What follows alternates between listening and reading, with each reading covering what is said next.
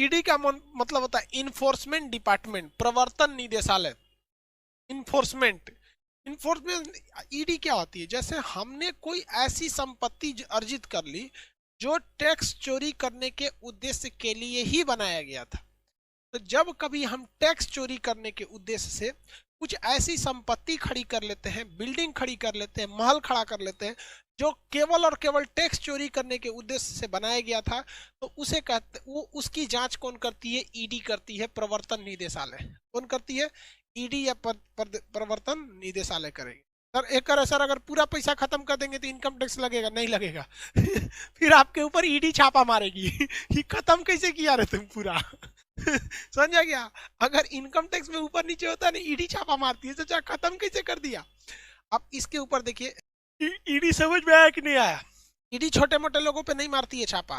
मान के चलिए आपने 10 करोड़ कमाया, 10 करोड़ खर्चा हो गया, इनकम टैक्स कहेगा हम मारेंगे, हम टैक्स कहां से लेंगे, तो पूरा खर्चा कर दिया। तब ईडी को बोलेगा पता करिए, तो इन्फोर्समेंट डिपार्टमेंट को बोलेगा खर्च देखिए ससुरा कैसे खर्चा किया यहाँ पर। एक कर सर ईडी घूस लेता है। देखिए अटल बिहारी वाजपेयी ने क्या कहा था कि अब भाषण बहुत जबरदस्त रहता था। क्या बोले हम उनको? सच दुनिया का सबसे बड़ा हथियार होता है। दुनिया का सबसे बड़ा हथियार क्या है? सच है।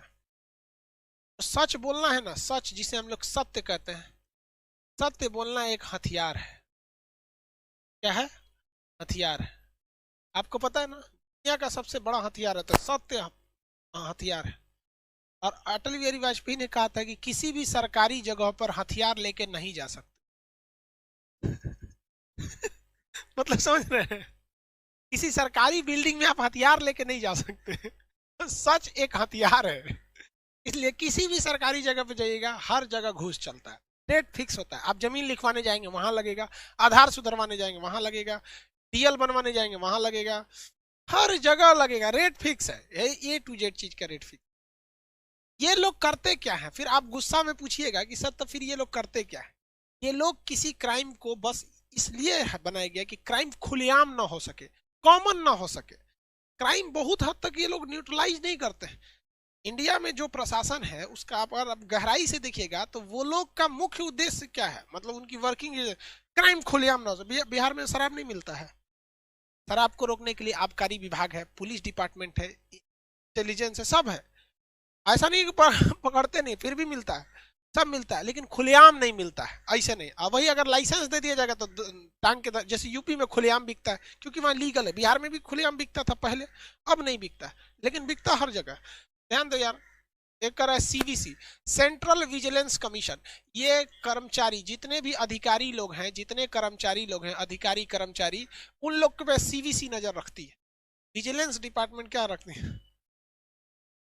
विजिलेंस डिपार्टमेंट इन लोगों पर क्या रखती है भैया? नजर रखती है। क्या रखेगी भैया?